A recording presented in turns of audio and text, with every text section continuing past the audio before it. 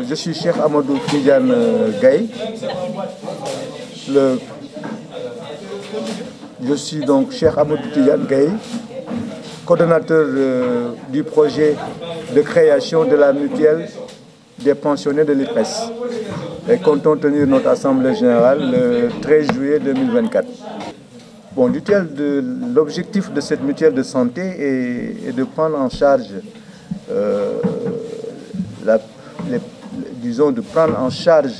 les soins médicaux des pensionnés de l'IPRES. Bien sûr que nous n'aurons pas la prétention de prendre entièrement en charge ces soins médicaux, mais nous allons plutôt être une mutuelle complémentaire, c'est-à-dire que nous serons là en cas de défaillance de l'IPRES. Et bien sûr, nous serons aussi, nous n'aurons pas la prétention de vouloir gérer cette gestion courante, mais nous comptons externaliser la gestion de cette mutuelle de santé. Donc, dès que nous aurons mis en place cette structure, dont l'Assemblée générale constitutive aura lieu le 13 juillet 2024, nous allons donner toutes les prérogatives au conseil d'administration qui sera installé, qui prendra toutes les décisions utiles pour cette gestion. Donc le plan Sésame, c'est beaucoup plus général. Le plan Sésame, ça s'intéresse à l'ensemble des personnes âgées du Sénégal. Alors que nous sommes dans un domaine très spécifique, c'est-à-dire nous allons nous spécialiser dans la gestion des pensionnés de l'IPRES, qui est en fait une tranche de la population très importante, parce que l'IPRES paye quand même 140 000 pensionnés. Donc malheureusement qui ne sont pas pris en charge. Donc bien sûr ça va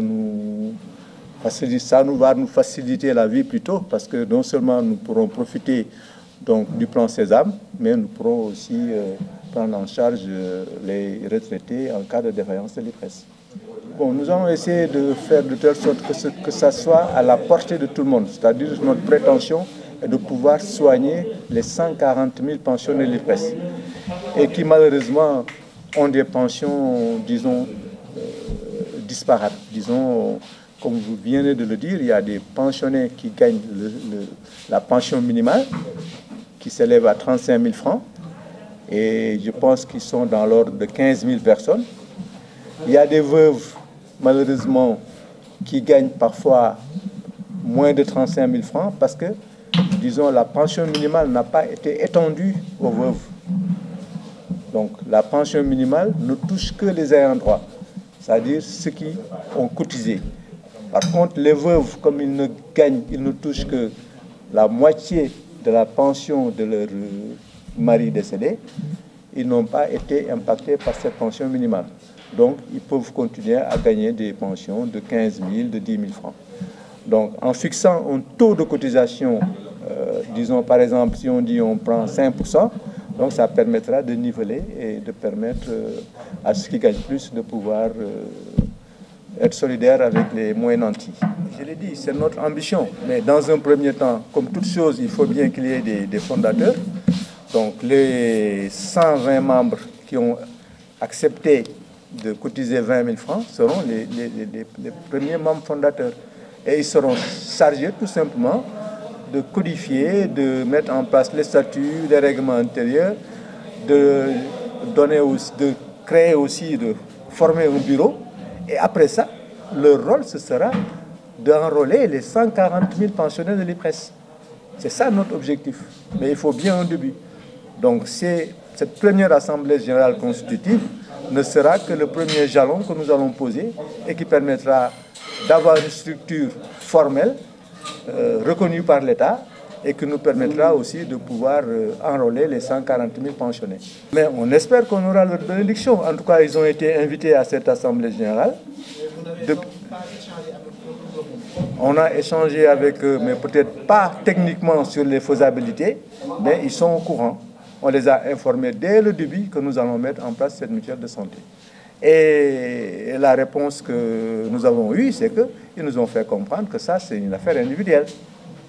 La personne qui décide de venir adhérer à une mutuelle, c'est sa responsabilité qui est engagée. L'IPRES, à la limite, n'a rien à y voir. L'IPRES, ce qu'il peut faire, c'est peut-être nous accompagner et nous aider. mais ils ne peuvent pas forcer les gens à venir adhérer à une mutuelle. Là, c'est un engagement personnel. Hein? Et nous pensons que les gens ils vont comprendre qu'ils ont tout intérêt à venir se faire soigner. Moi, c'est Salif Diop. Ce que je veux dire, c'est pour que nous sachions, le Focus Group a travaillé pendant 1 an. On a cotisé 10 000 francs pendant 1 an. Et tout l'argent, on l'a domicilié dans un compte à la CBAO pour beaucoup plus de clarté et de sûreté. Ben. Et il est question que vous nous devez pas technique, hein, des cotisations de retrait à la source au prolétariat de chaque travailleur pour un montant de 5%. Les gars qui gagnent 35 000 francs ou 30 000 francs, tu vas cotiser 1 500 francs. Qui gagnent 200 000 francs, tu vas cotiser 20 000 francs. Ça veut dire quoi? On va utiliser les plus forts vont amener les plus faibles pour que Dieu monte beaucoup. Hein? Donc, si nous avons la majorité des pensionnés de retraite, je pense que ce n'est pas une guerre. Parce que au Sénégal, les gens qui mettent il y a des soins que tu peux supporter. Aller à l'hôpital, faire 2 000 francs, perfusion, 10 000, c'est bon. Mais le jour où tu dois faire IRM ou un scanner, c'est là où se trouve le problème. Les opérations, tu as des maglonos. Parce que je sais que nous, les maglonos, on a des enfants, on a une pension, mais c'est un peu difficile. Ce matin, il a dépensé 150 000 francs. Loolu moo gën tax nag ñu teg ak mutuelle bi en cours divulgation boobu ñu ñi xam ko xam ni ñun néewuñu fi di fo dañuy nekk pour liggéey pour dimbali liggéeykat yi xaalis bi ñu collecté mu ngi CBAO dans un compte bloqué ah depuis 1 an kenn laalu ko dañuy liggéey te yàlla tax li ñuy liggéey peut-être sax du pour ñun mais c'est pour des générations futures qui vont venir loolu laa bëggoon am na fi yokk et je tiens à vous remercier quand même la presse de votre présence en nombre. Je suis très ravi et très content. Merci beaucoup. Vous faites le calcul, ça fait au moins 700 000 personnes qui vont être impactées par cette mutuelle de santé. Donc, c'est énorme. Et c'est une forte demande donc, que nous voulons assumer et que nous voulons tout faire pour satisfaire cette demande. Donc, nous restons ouverts, comme je l'ai dit. Nous restons ouverts à l'ensemble des retraités de l'IPRES. Et je pense que le jour de notre Assemblée générale constitutive, on reviendra sur ça pour dire que nous sommes les fondateurs, mais nous ne sommes pas propriétaires. Nous sommes les initiateurs, mais nous ne gérons rien. Nous laissons les prérogatives et les décisions à prendre. Ce seront du ressort du conseil d'administration. Et nous resterons ouverts parce que notre ambition, c'est de prendre en charge les soins médicaux des 140 000 pensionnés de l'IPRES. Donc, nous n'allons pas continuer à demander 10 000 francs aux pensionnés. Si je vous dis qu'il y a des pensionnés qui gagnent 35 000 francs par mois, celui-là, si on lui ponctionne 10 000 francs par mois, qu'est-ce qu'il va rester? Il y a encore des veuves qui gagnent 15 000 francs par mois et qui ne sont pas pris en charge. Donc, c'est d'abord un problème social. Hein? Donc, nous restons dans ce cap. Nous disons que nous ferons tout pour diminuer et pour permettre à ces gens de pouvoir se soigner correctement. Donc, nous pensons que cette solidarité va jouer parce que quand même, il faut rappeler qu'au niveau de l'IPRES, les gains sont disparates. Vous avez des retraités qui gagnent 500 000, d'autres qui gagnent 400 000, d'autres qui gagnent 100 000. Et le minimum, c'est ceux qui gagnent 35 000 francs. Parmi les veuves, il y en a qui gagnent encore 10 000 ou 15 000 francs par mois. Donc, nous allons essayer de prendre tout ça en charge, en faisant jouer la solidarité et en faisant jouer, bien sûr, l'appel aux autres. Surtout, nous lançons l'appel aux cadres. Parce qu'il y a 2 régimes au niveau de l'IPRES. Il y a des cadres qui sont peut-être, je ne dirais pas suffisamment, mais au moins qui sont payés d'une façon convenable. Par rapport à celui qui gagne 35 000, il y a des cadres qui ont cotisé durant leur activité dans le régime général et le régime complémentaire. Donc ces gens, ils sont un peu plus à l'aise. Donc nous faisons appel à ces gens, parce que c'est eux qui doivent venir pour pouvoir, disons, aider les plus démunis. Je donne un exemple. Si on dit qu'on va fixer les taux de cotisation à 5%, par exemple, donc ça veut dire que ça permettra à la personne qui gagne 35 000 francs, il va cotiser 5%. Ça fera combien? 1500. Mais le cadre qui gagne 400 000, lui, il va donner 20 000. Et imagine-toi, il prend en charge déjà au moins 10 personnes. Donc c'est comme ça que nous voulons arriver à, disons, régler cette disparité des pensions pour pouvoir prendre en charge tout le monde. Donc c'est une stratégie que nous allons proposer au conseil d'administration et ce sera à ce conseil d'administration d'entériner tout ça. Donc pour ne pas être encore plus long, je pense que j'ai fait un peu le tour. Hein. Bien sûr, je ne veux pas ne pas demander à l'IPRES, qui est l'institution qui gère donc, les pensions au Sénégal, nous leur demandons de venir non seulement assister à notre conseil, à notre assemblée générale, mais surtout nous leur demandons de venir être nos partenaires privilégiés dans cette mission, parce que nous ne pouvons pas dire que nous allons faire ça sans l'IPRES, ce n'est pas possible. Au contraire, ce que nous voulons et ce que nous allons proposer à l'Assemblée générale, c'est que nous, qu'on soit une mutuelle complémentaire. Si le pensionnaire va à l'IPRES et qu'on lui donne un rendez-vous sur 3 mois, alors qu'il a une urgence, ou bien si, par exemple, au niveau de la pharmacie de l'IPRES, il n'y a pas de médicaments, c'est le vide, bon, cet adhérent pourra venir vers nous.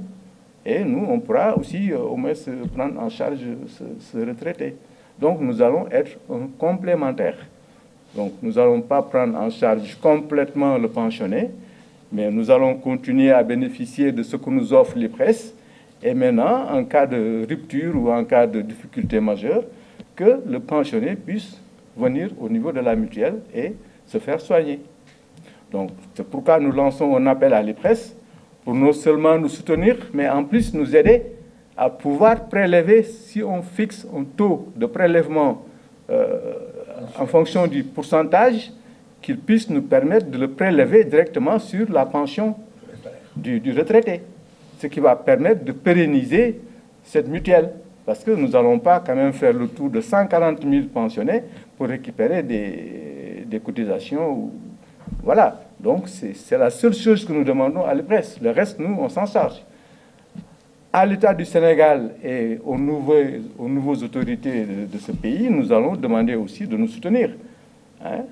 Non seulement peut-être en pensant un peu à relever le taux des pensions pour permettre de moins impacter donc, sur les pensions, et bien sûr de venir aussi nous soutenir à travers les ministères, l'action sociale, le ministre de la Santé, et le CMU. Maintenant, on a vu qu'on souhaite que ça continue, que le plan Sésame est en train d'être renfloué.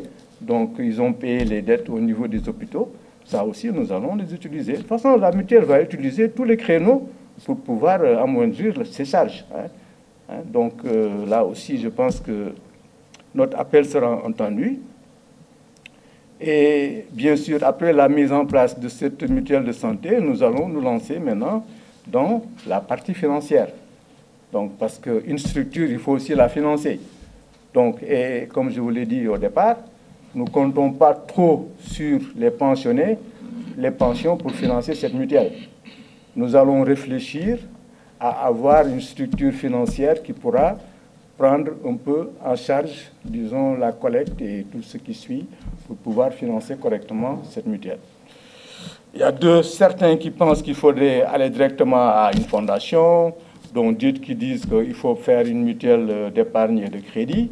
Donc le débat est encore ouvert, mais dès qu'on aura fini de mettre en place cette structure, nous allons nous atteler à ça, parce que ça, c'est aussi un problème extrêmement important. Donc...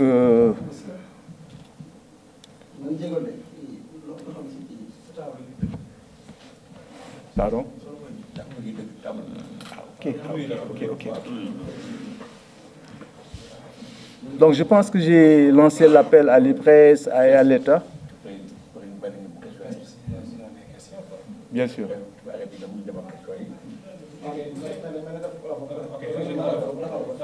Et préciser, et c'est extrêmement important,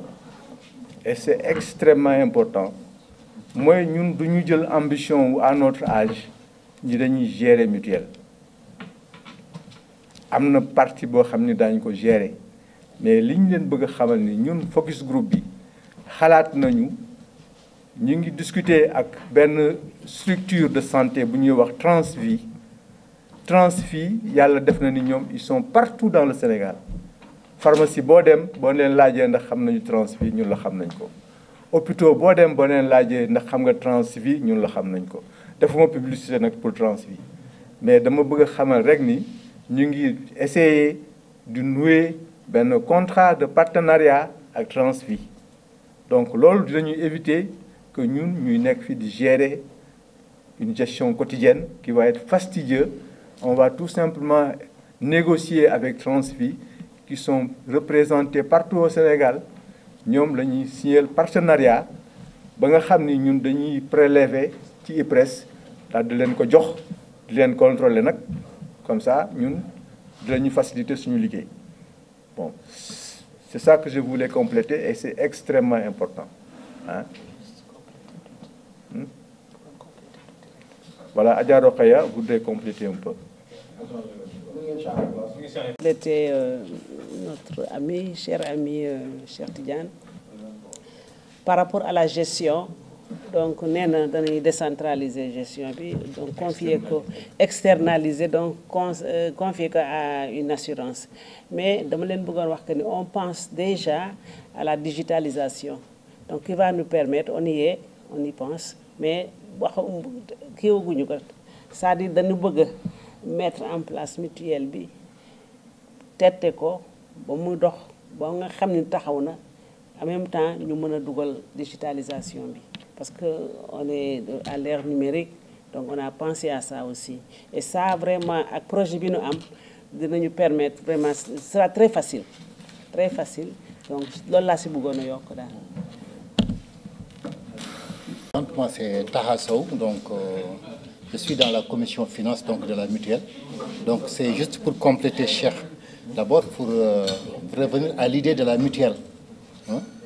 Mutuelle, quand vous dites mutuelle déjà, c'est mutualiser les forces. Et pourquoi la mutuelle? Parce qu'il y a un vide. Et quand on parle de vide, le mot contient même son remède. Un vide, il faut le combler.